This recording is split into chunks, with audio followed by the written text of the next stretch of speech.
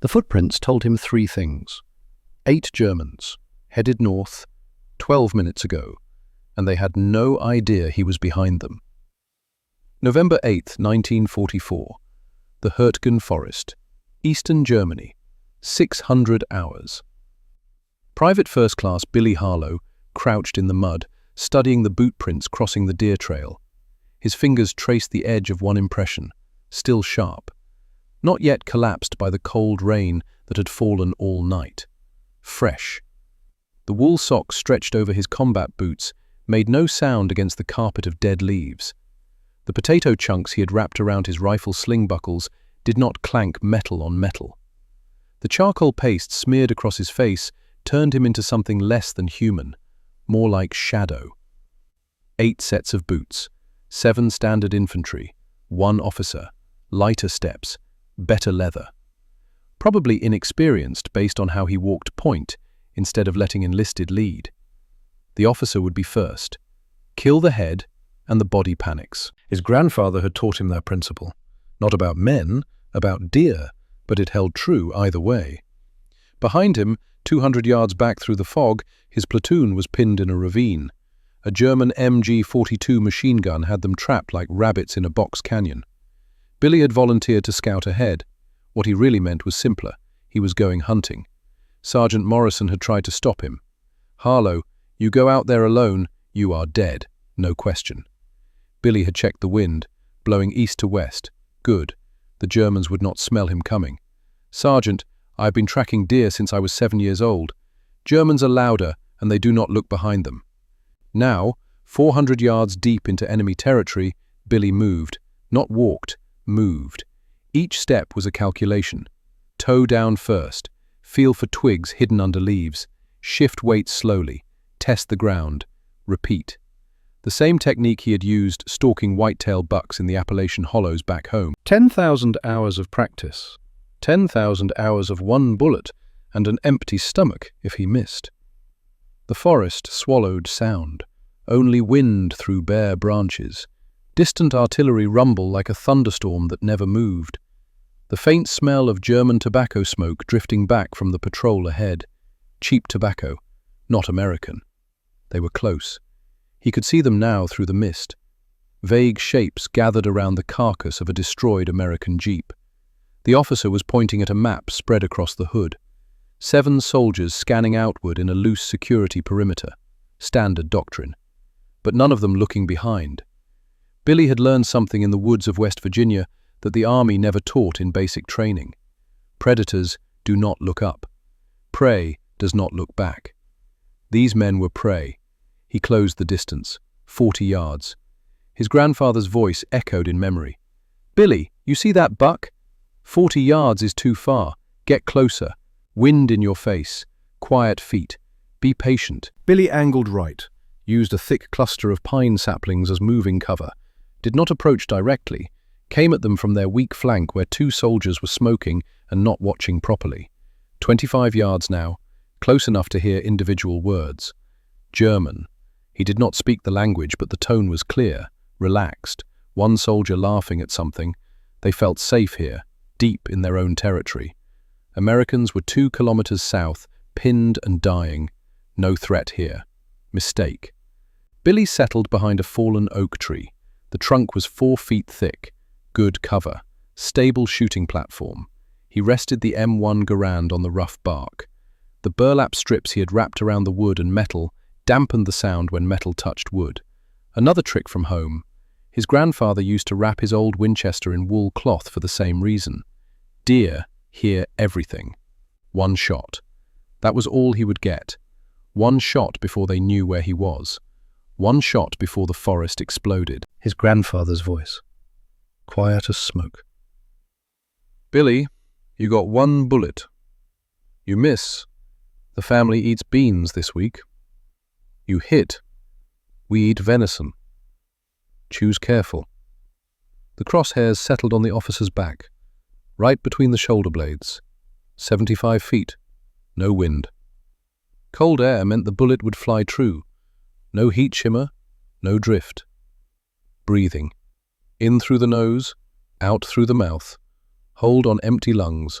heart rate slowing, the world narrowing to the sight picture and the target. Then the officer turned around. For one impossible second, Billy thought he had been seen. The German's eyes seemed to sweep directly across his position, looking right at him. But the charcoal paste, the burlap-covered rifle, the absolute stillness. Billy was just another shadow among 10,000 shadows. The human eye sees movement, not stillness. The officer turned back to his map, bent over it, pointing at something. Billy's finger touched the trigger. Squeezed. Not pulled. Squeezed. The Garand cracked like a thunderbolt splitting an oak. The officer arched backward, arms flailing. The map flew off the Jeep hood. He hit the ground hard. Instant chaos. 7 Germans spun, shouting, "Where is the shooter? Wo ist er?" They saw the general direction of the muzzle flash, started spraying MP-40 submachine gun fire into the trees. Billy was already moving. Rule of stalking. Never stay where you shot from. He rolled left off the log, scrambled on hands and knees through thick undergrowth, got behind a boulder 15 yards north of his original position. 4 seconds. Total time from shot to new cover. German bullets shredded the fallen oak. Bark exploded. Wood chips flying. Leaves torn to confetti. But Billy was gone. The Germans made their second mistake. They bunched together. When humans panic, they cluster, seeking safety in numbers, backs to each other. All 7 moved into a tight defensive circle, scanning wildly, firing at shadows. From his new position behind the boulder, Billy could see their flank, 3 soldiers clearly visible, the others partially blocked by trees and the destroyed Jeep. He aimed at the soldier on the far left, the one pointing his weapon at nothing. Trigger discipline poor, finger already on the trigger, spraying bullets into empty forest. Second shot, 6 seconds after the first. The German's head snapped sideways. He dropped like someone had cut his strings. The MP-40 clattered on rocks. More panic now, shouting, screaming. They were shooting at 2 different locations. Confused, terrified. Zwei Schützen, 2 shooters. They thought Billy was a squad. Third shot, 10 seconds after the second. A German soldier was trying to drag the wounded officer to cover behind the Jeep. The officer was not dead. Billy's first shot had hit high on the spine, paralyzed but conscious, making wet, gurgling sounds, drowning in his own blood. Billy's third round took the soldier in the upper chest. He fell across the officer, both men motionless now, blood pooling on frozen ground. 5 Germans left. The German NCO, identifiable by his voice, louder, more authoritative, shouting orders over the panic. "Rückzug! Rückzug! Retreat! Fall back!" The survivors ran, not a tactical withdrawal, a full panicked sprint back toward their bunkers. Discipline shattered, survival instinct overwhelming training. Billy let them go. Running targets are hard to hit, and more importantly, they would spread the panic, tell their friends about the invisible American, the ghost who killed without warning. Fear is a weapon. His grandfather had taught him that too. A frightened deer runs predictable. A calm deer is dangerous. Billy waited. 60 seconds. Listening, making sure the fleeing Germans were really gone and not setting up an ambush 50 yards out. Silence. Just wind and the distant sound of running boots fading north. He approached the bodies carefully, rifle up, finger on trigger. Even dead men can surprise you. The officer was still alive, eyes wide, staring up at nothing, mouth opening and closing, trying to speak, trying to breathe, blood bubbling between his lips. Billy looked down at him, saw the man's face for the first time. Young, maybe 22. Blonde hair, blue eyes, a wedding ring on his left hand. The officer's hand moved, reaching toward his holster, toward the Luger pistol still strapped there, fingers fumbling with the leather flap. Billy's rifle came up on instinct. The officer got the pistol free, raised it, shaking, trying to aim. Billy fired. Point-blank range, 5 feet. The officer's head jerked back. The Luger fell from his hand. His body went still. Billy stood there, heart pounding, hands shaking slightly. That was the first time he had killed someone while looking at their face. The first time he had seen their eyes, seen them as human, and not just a target through a rifle scope. His stomach churned. He tasted bile, swallowed it down. His grandfather's voice. "Billy, when you kill the deer, you thank it. You honor what it gave you. Its life for your life. That is the way." Billy looked down at the dead German officer, young man with a wife somewhere, someone who would never know what happened to him. "I am sorry." Billy did not know if he said it out loud or just thought it, but he meant it. He took the officer's map case and binoculars, checked the other bodies. 3 dead total. He collected their identification tags, dog tags, metal discs on chains. The army would want these for intelligence. Time check, 04:50 hours. He had been hunting for 20 minutes. 3 confirmed kills, 0 wounds. Sergeant Morrison's deadline was 05:30, 1 hour from start. Billy had 40 minutes to find the command bunker and flank those MG-42 machine guns pinning his platoon. The boot prints continued north, deep impressions from the 5 fleeing Germans. Easy to follow now, no more stealth, just a panic. Billy followed the trail into the fog, moving faster now. The Germans ahead were making enough noise for an entire company, crashing through brush, shouting to each other, terrified. 400 yards north, the trail ended at a structure Billy almost missed in the fog and trees. A German command bunker. He went to ground behind a fallen spruce tree, 60 yards from the target, close enough to observe, far enough to stay hidden. The bunker was half buried in earth, log walls reinforced with sandbags, dirt piled on the roof for camouflage and blast protection. From the air, it would look like a natural hillside. From the ground, if you were not looking for it, you would walk right past. 2 sentries outside, one smoking a cigarette, one scanning the forest with binoculars. An MG-34 machine gun position covering the southern approach, and a radio antenna, thin wire stretching up into the trees. This was more than a bunker. This was a command post, officers inside, communications equipment, the nerve center for this sector. As Billy watched, the 5 soldiers he had been tracking burst out of the forest, running, shouting. The sentries brought their rifles up, then recognized their own men and lowered the weapons. The fleeing soldiers were gesturing wildly, pointing south, their words carried across the 60 yards of cold air. "Geist im Wald, ghost in the forest, 3 Männer tot, 3 men dead, wir haben ihn nie gesehen, we never saw him." One sentry laughed, clearly thought they were exaggerating, making excuses for running away. The other sentry looked nervous, peered into the trees with his binoculars, scanning, searching for something he could not name. The binoculars swept across Billy's position twice, paused. The sentry was staring directly at the fallen spruce tree. Billy did not move, did not breathe. Absolute stillness, deer freeze, predator freeze. The sentry's binoculars moved on, saw nothing but a dead tree and shadows. After 5 minutes, the fleeing soldiers disappeared into the bunker, probably reporting to their commanding officer, explaining what had happened. The sentries relaxed slightly, went back to their routine, smoking, watching, not really expecting trouble. Billy studied the tactical situation. The command bunker was too well defended for a solo assault. Too many men, too much firepower. But he did not need to assault it. His mission was not here. His mission was 300 yards south, the 2 MG-42 positions that had his platoon pinned in that ravine. The machine gun bunkers would be between here and there, supporting positions for the command post, part of an integrated defense network. Billy began moving west, looping around the German defenses, using the dense forest as cover, staying 100 yards back from any visible fortifications. At 05:20 hours, a German patrol crossed his path. 4 men, 20 yards ahead, moving perpendicular to Billy's route. A routine patrol, checking the perimeter. Billy froze, mid-step, 1 foot raised off the ground, weight balanced perfectly on the other leg, arms still, rifle motionless. The deer freeze.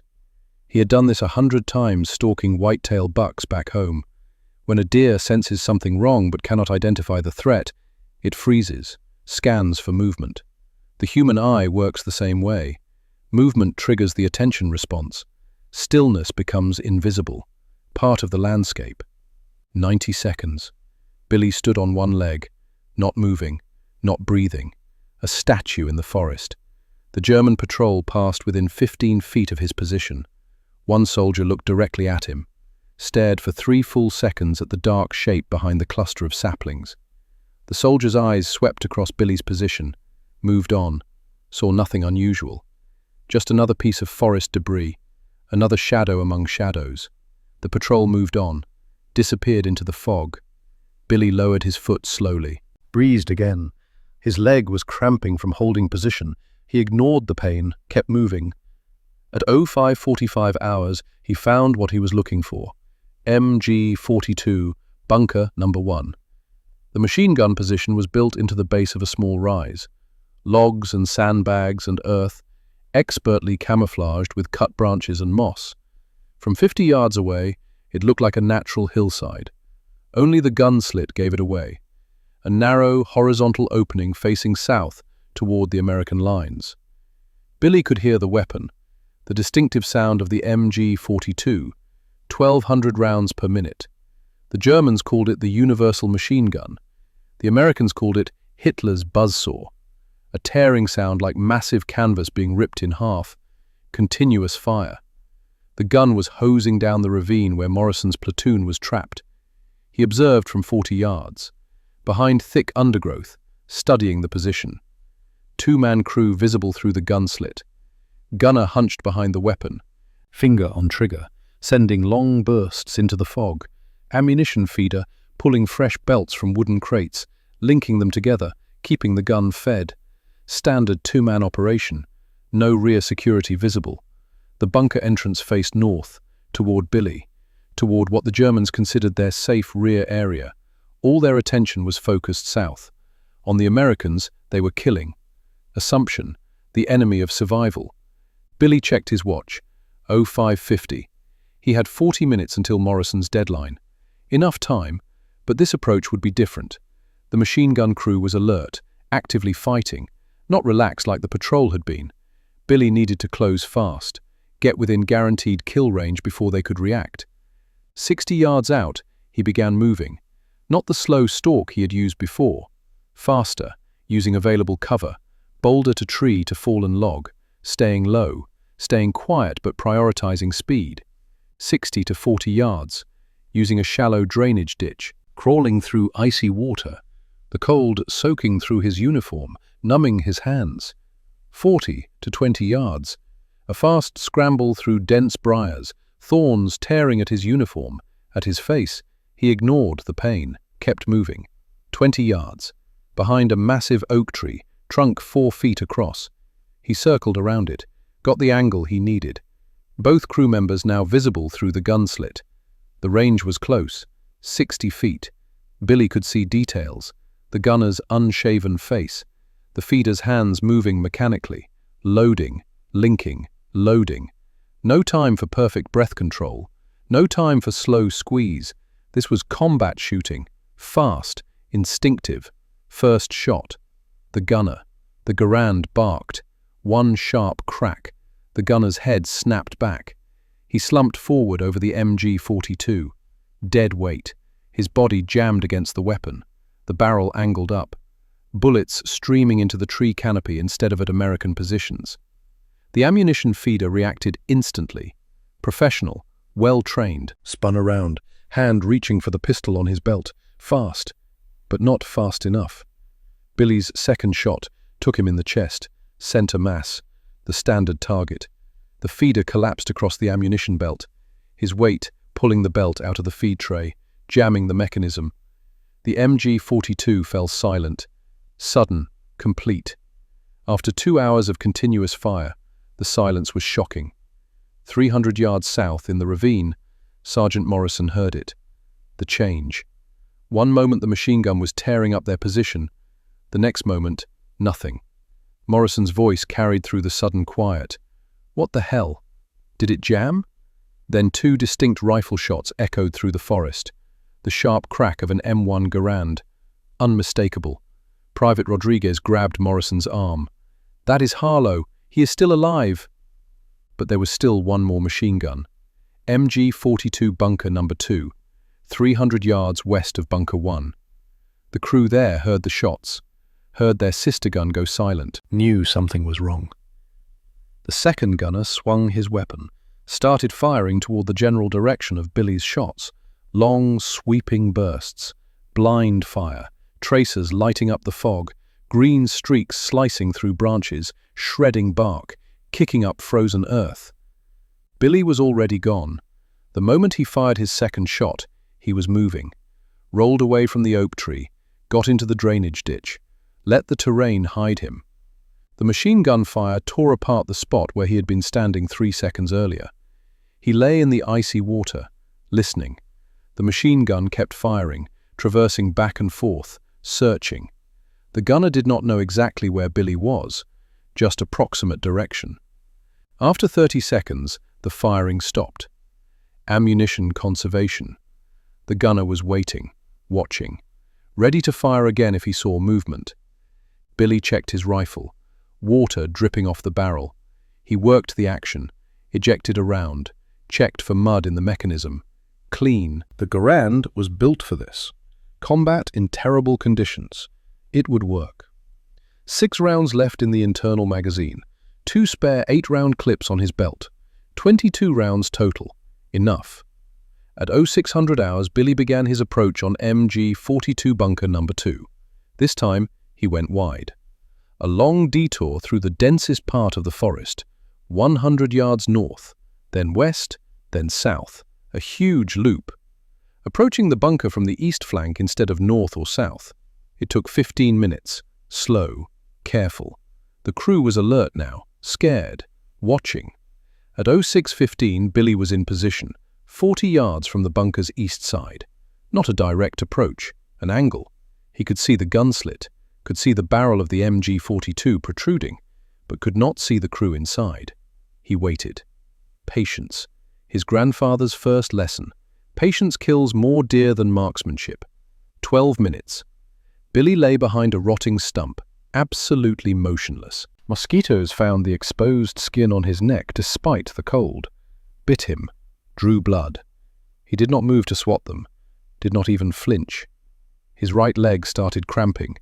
A sharp knot of pain in his calf muscle. The cold, the tension, the stress. He breathed through it, controlled breathing, did not move the leg. The cramp gradually eased. At 06:27, the ammunition feeder made a mistake. He stood up, stepped outside the bunker, walked 5 feet away, unbuttoned his trousers, started urinating against a tree. Human nature, biological necessity, tactical error. Billy's shot took him in the side, just below the ribs, angled up. The feeder dropped instantly, hit the ground hard. The sound of a body falling on frozen earth. A heavy thump. Then silence. Inside the bunker, the gunner heard it, shouted, "Hands! Hands!" No response. The gunner made his own fatal mistake. He left the safety of the bunker, stepped outside to check on his partner. Rifle in hands but lowered. Eyes on the body, not scanning for threats. Billy's second shot hit him square in the upper chest. The gunner fell across hands. Both men bleeding out, both motionless, both dead or dying. MG-42 Bunker Number 2 fell silent.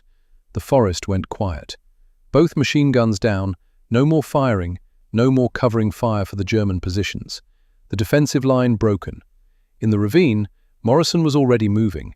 He did not wait for official confirmation, did not send scouts. He trusted his ears, trusted Harlow. Move, advance now, before they regroup. The platoon charged out of their foxholes. 30 men who had been pinned for 3 hours. Rifles ready, bayonets fixed, expecting resistance, finding none. The Germans were in chaos, their machine guns silent, their forward observers dead, communication broken. At 06:30 hours, Billy emerged from the tree line. He was covered in mud from boots to helmet. The charcoal paste on his face was streaked with sweat and rain. The wool socks over his boots were shredded into ribbons but still tied on. The burlap strips on his rifle were hanging loose. He looked less like a soldier and more like something that had crawled out of a nightmare. Morrison stopped dead, stared at him for 3 full seconds. "Harlow, report. How many?" Billy's voice was hoarse, throat dry from fear and exertion. "7 confirmed, Sergeant. 3 at the supply patrol, 4 at the machine gun positions. Private Rodriguez was already at the first bunker, counting bodies, confirming. Holy Mary, Mother of God, he actually did it. 7 dead Germans, 1 skinny kid from a coal town nobody ever heard of." The rest of the platoon gathered, 30 men staring at Billy, looking at the shredded wool socks, the potato chunks falling off his equipment, the charcoal paste, the absolute exhaustion in his eyes. Nobody laughed. Nobody made jokes about his hobo appearance. Corporal Davis stepped forward. His voice was quiet, respectful. "Harlow, you just saved all our lives. Thank you." Billy was drinking from his canteen, hands shaking slightly, adrenaline crash hitting now that the immediate danger was past. "Just doing my job, Corporal." Davis shook his head. "No, that was not your job. Your job was to scout. You hunted them. There is a difference." Morrison pulled Billy aside, away from the others, spoke quietly so only Billy could hear. "I am putting you in for a Silver Star. What you did was either the bravest thing I have seen or the stupidest, maybe both." Billy was cleaning mud off his rifle, working the action, checking for damage. "Just did what my grandfather taught me, Sergeant. Track careful, move quiet, shoot straight." Morrison studied him, this skinny kid who looked more like a high school student than a combat soldier. "Where did you learn to move like that? The Army sure as hell did not teach you. Hunting deer back home in West Virginia. When you got 1 bullet and a family depending on meat, you learn real fast." Morrison shook his head slowly. "The Army does not teach what you know, Harlow. Hell, I am not sure anyone can teach it." That night, Morrison wrote his after-action report, by candlelight, in a ruined farmhouse basement. His handwriting was cramped, tired, but precise. Private First Class William Harlow utilized unconventional stalking techniques derived from civilian hunting experience to single-handedly flank and neutralize enemy fortified positions. Employed improvised sound dampening equipment of his own design. Result: 7 enemy killed in action. 2 MG-42 machine gun positions destroyed. 0 friendly casualties. Soldier displayed exceptional tactical initiative and personal courage under fire. Recommend immediate award of Silver Star for gallantry in action. The report went up the chain of command, battalion headquarters, then regiment, then division. The battalion commander, a lieutenant colonel from Ohio, read the report twice, called his intelligence officer into the command tent. "Captain, have you seen this? Some private killed 7 Germans, by himself, using wool socks and a potato." The intelligence officer nodded. "Yes, sir. I interviewed several men from the platoon. The story checks out. Bodies were all verified.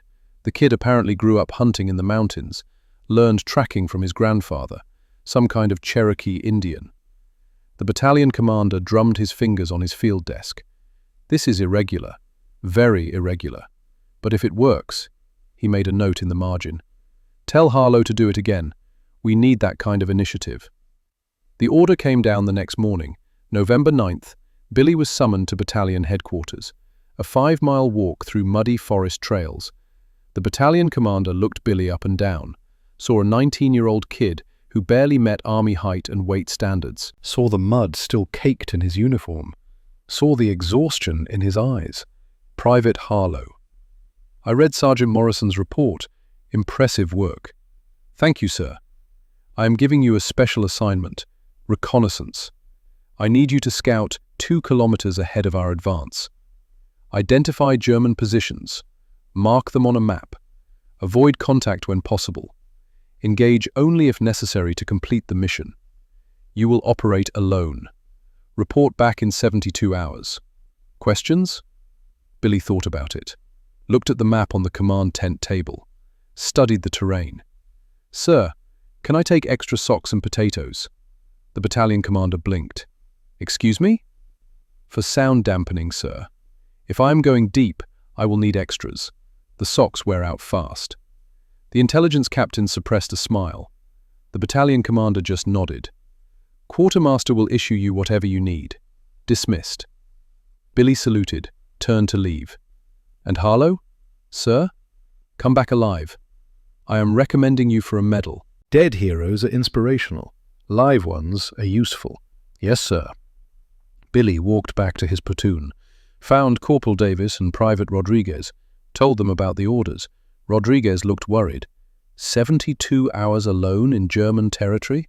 That is insane. Billy shrugged. Been doing it since yesterday. This is just more of the same. Davis pulled him aside.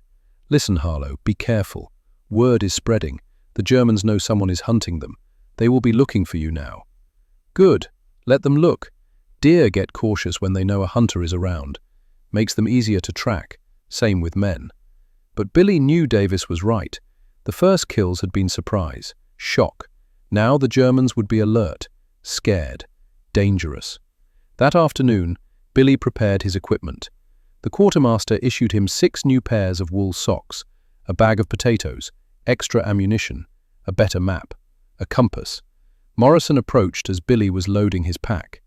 Harlow, I need to say something. And I need you to listen. Billy stopped packing, looked up. Morrison's face was serious, worried. What you did yesterday was incredible, brave, effective. But now a battalion wants you doing solo reconnaissance for 3 days. That is a different mission, more dangerous. The odds of you surviving 72 hours alone in enemy territory are not good.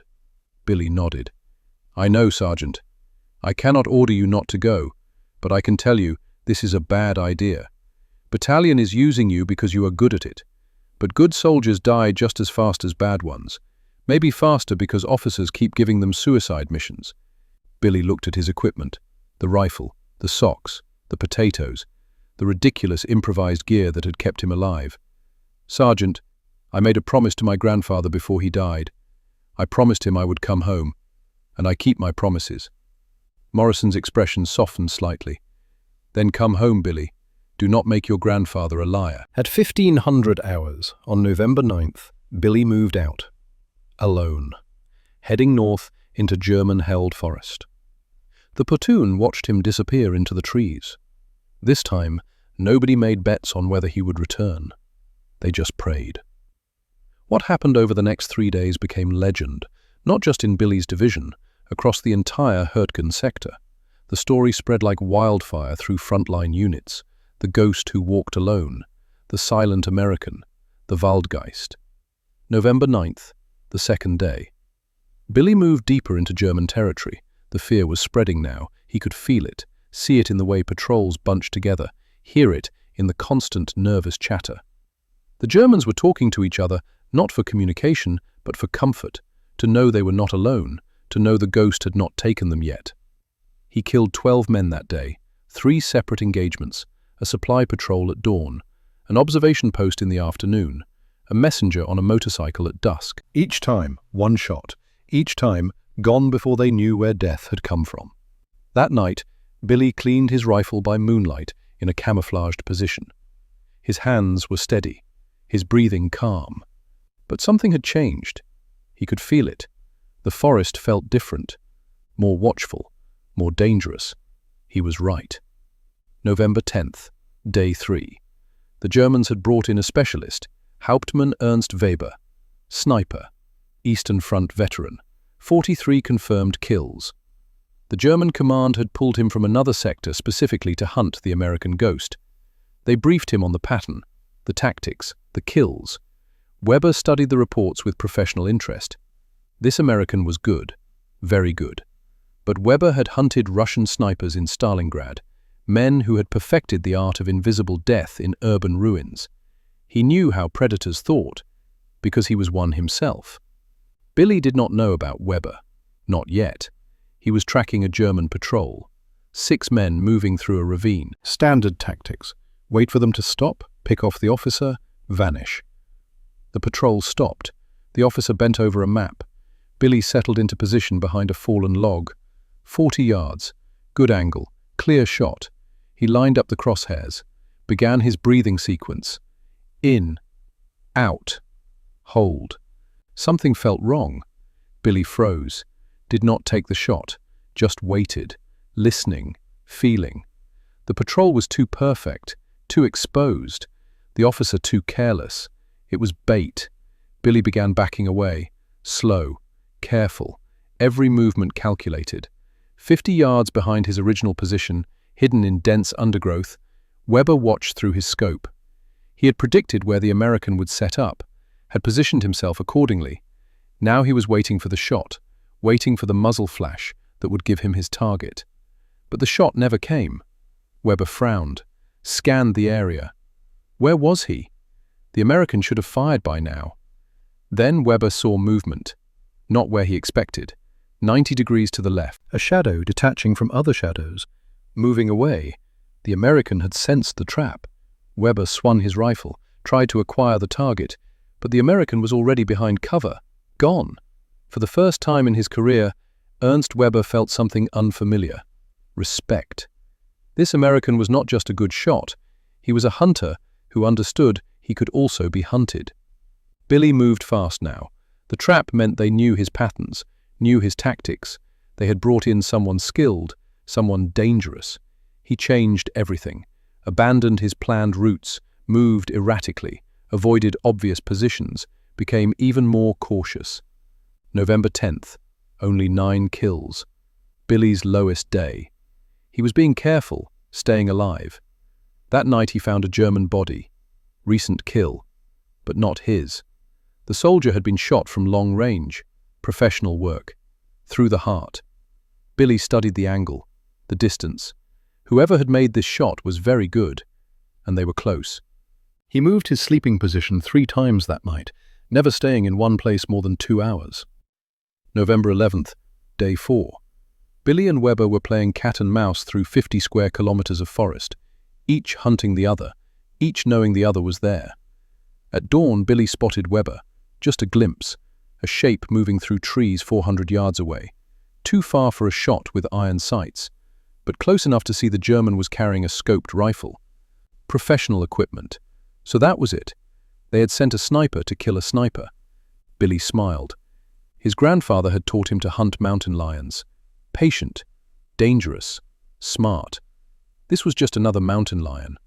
He began tracking Weber. The German was good, moved carefully, left minimal sign. But Billy could read stories in bent grass and disturbed pine needles that most men would miss. 2 hours of stalking. Billy closed to 100 yards, then 80, then 60. Weber stopped, knelt behind a tree. Scanning, searching. He knew someone was near, could feel it. The same instinct that had kept him alive in Stalingrad.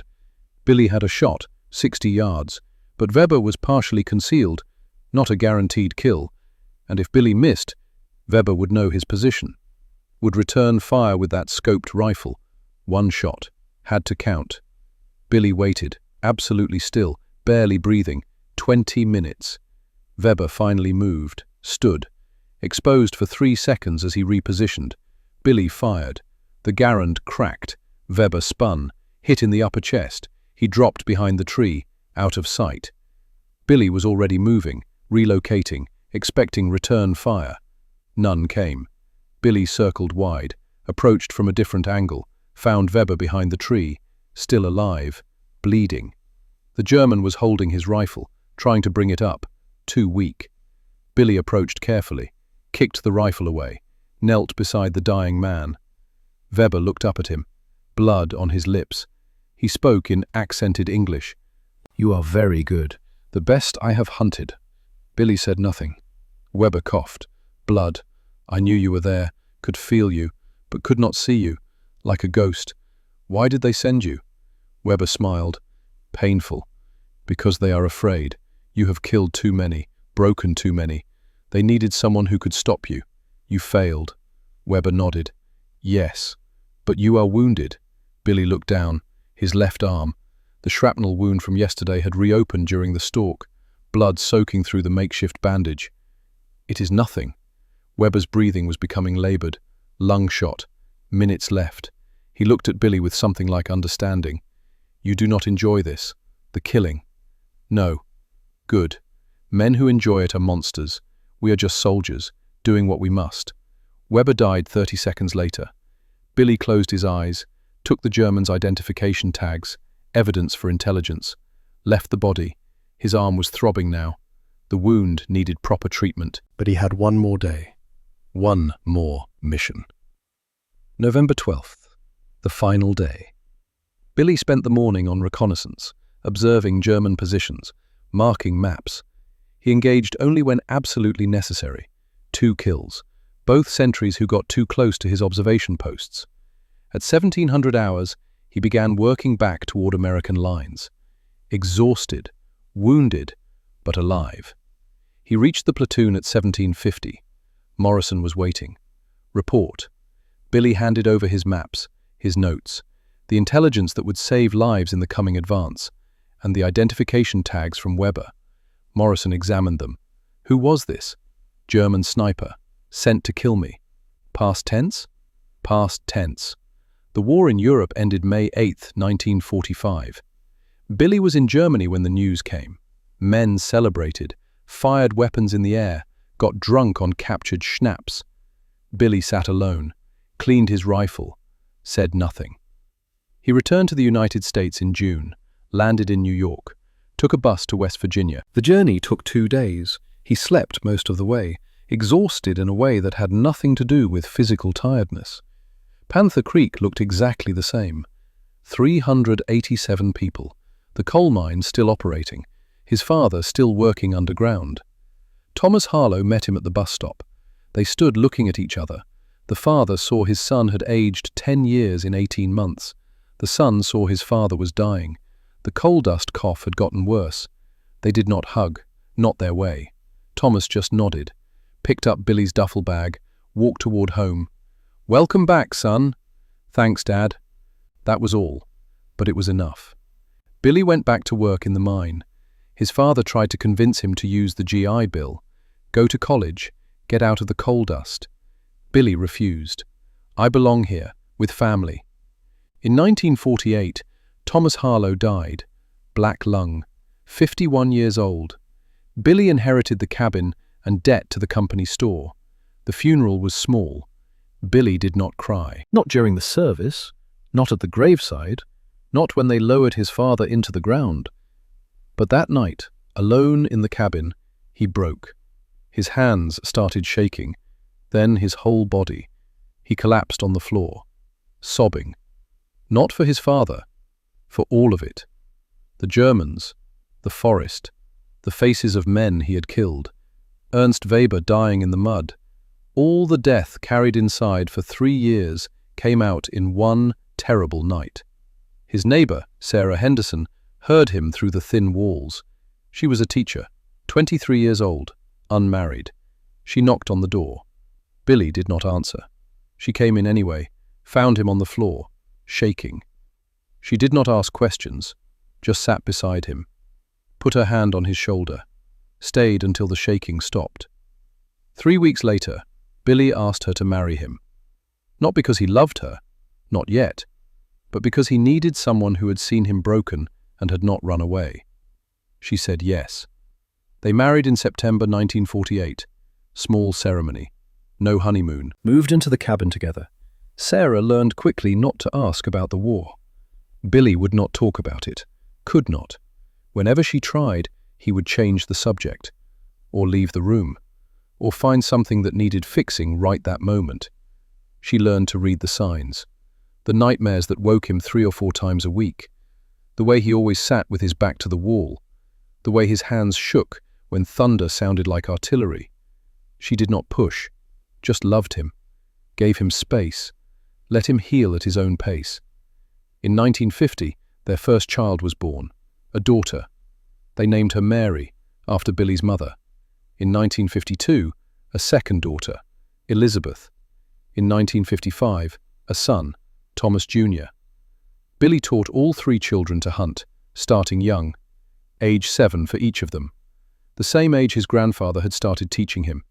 He used the same Winchester rifle, the same methods. 1 bullet, track carefully, move silently. When Thomas Jr. was 12, he asked the question, "Dad, what did you do in the war?" They were in the woods, following deer tracks, Billy stopped, looked at his son, really looked at him. "I did what needed doing, and then I came home." "Did you kill people?" Billy was silent for a long time. His hands started shaking. He sat down on a fallen log, put his head in his hands. Thomas had never seen his father like this, scared and uncertain.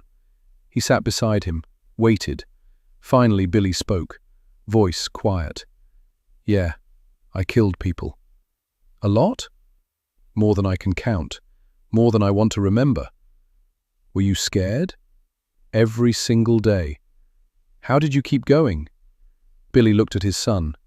"Because I promised my grandfather I would come home, and because if I did not do the job, good men would die, men with families, men who deserved to live more than I did." "That is not true, Dad." Billy put his arm around his son. "Maybe not, but that is what I believed, what I still believe." They sat together in the forest, father and son, surrounded by the same trees where Billy had learned to hunt, where his grandfather had taught him, where he was now teaching the next generation. "Do the medals in the closet mean you were a hero?" Billy shook his head. "They mean I survived. That is all. Real heroes died over there. I just got lucky." In 1953, Billy left the coal mine, got a job with the State Forestry Service, forest ranger, patrolling the mountains, watching for fires, marking trails. The solitude suited him. The mountains healed him in ways nothing else could. He worked that job for 32 years, until mandatory retirement at 65 in 1985. His children grew, married, gave him grandchildren. Billy taught them all to hunt, passed down the same lessons. One shot, track carefully, be patient, come home. He never displayed his medals. Sarah found them once, in a shoebox in the closet, silver star, purple heart. She asked if she could frame them, put them on the wall. "No, those are not for showing. Those are for remembering." What is the difference? Showing means pride. Remembering means I do not forget what they cost. Years passed. Billy grew old. The shaking in his hands became permanent. Mild Parkinson's disease. The doctors said it was genetic. Billy knew better. It was the war, still claiming casualties decades later. In 2001, his grandson Thomas Harlow III enlisted. Army infantry, following the family tradition. He deployed to Iraq in 2003. That same year, the West Virginia Veterans Hall of Fame contacted Billy. They wanted to honor him. He refused 3 times. Finally, his daughter convinced him. "Dad, Tommy is over there fighting. Let him see that his grandfather was honored. Give him something to be proud of." For his grandson, Billy agreed. The ceremony was November 2003, Charleston, West Virginia. Billy was 78, walking with a cane, but standing straight. Marines train posture. It never leaves. The hall was full. Veterans, politicians, press. Billy sat, uncomfortable in a new suit. Then they announced the special guest, Sergeant Thomas Harlow III, home on leave, in dress uniform. Billy had not known his grandson would be there. His eyes filled. First time Sarah had seen him cry in 55 years of marriage. Tommy walked to the stage, saluted his grandfather, presented the Hall of Fame plaque. Billy stood, took the plaque, looked at his grandson, saw himself at 19, scared, trying to be brave. Then another announcement, a special visitor. An old man walked onto the stage, using a walker, 92 years old, wearing a suit with German military decorations on the lapel. The presenter explained, "This is Heinrich Müller, former Wehrmacht officer. He was one of the men interrogated about the Waldgeist in November 1944. He has traveled from Germany to be here today." Billy stared, recognized the name from intelligence reports. Müller had been the officer who spoke about the forest ghost, the terrified soldiers, the silent American. Müller approached, extended his hand. "Herr Harlow, I have wanted to meet you for 59 years. Billy shook his hand. "Why?" "Because you fought with honor. You were terrifying. You broke us. But you were not cruel. You did not torture, did not mutilate. You were a soldier, not a monster. In that war, that was rare. Billy did not know what to say. Mueller continued. I have thought about you often. The ghost who saved my life. Saved your life? Mueller nodded. I was in one of the patrols you tracked, November 10th. You had us in your sights. I know you did. But you let us go. You could have killed us all, but you chose not to. Why? Billy remembered that day. The patrol moving through the clearing. He had been observing, gathering intelligence, could have engaged, chosen not to. You were not a threat at that moment. I had my mission. You were not part of it. You were a hunter, not a killer. Billy looked at this old German, former enemy, now just another old man who had survived a terrible war. We did what we had to do. Then we came home. That is all. Yes, that is all, and that is everything. They shook hands again, longer this time, understanding passing between two men who had walked through the same darkness and emerged on the other side. The ceremony ended. Billy spoke briefly, repeated the same words he had told his son decades ago. I did what my grandfather taught me. Track careful, shoot straight, come home. He looked at his grandson. That is what I'm teaching you too, Tommy.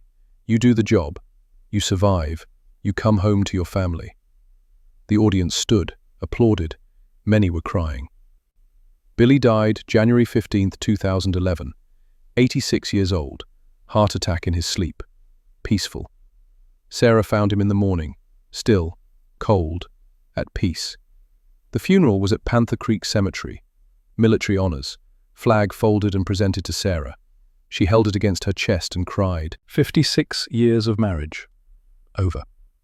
Captain Thomas Harlow spoke at the service. My grandfather taught me to hunt, to track, to move quiet. But more than that, he taught me how to come home. Not just physically, but mentally, spiritually.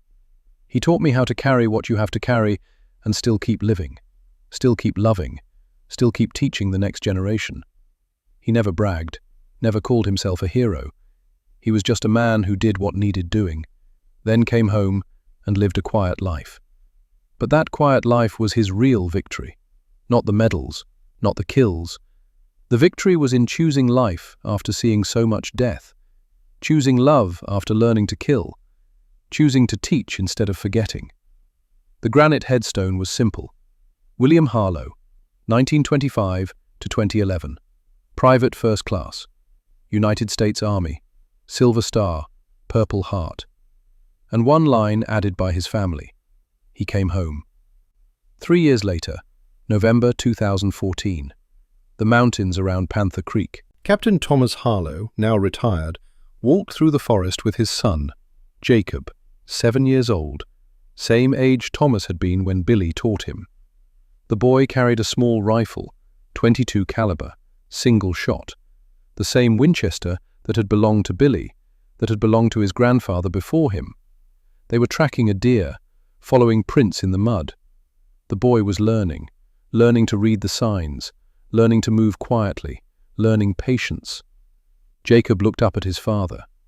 Did great-grandpa really do all those things? The things they said at the ceremony? Thomas nodded. Yeah, he did, and it kept him alive. Now it will keep you alive if you ever need it. They found fresh tracks. The boy knelt, studied them carefully, just like Thomas had taught him, just like Billy had taught Thomas, just like Jacob Whitetail had taught Billy. 4 generations, same woods, same lessons. How many deer, Dad?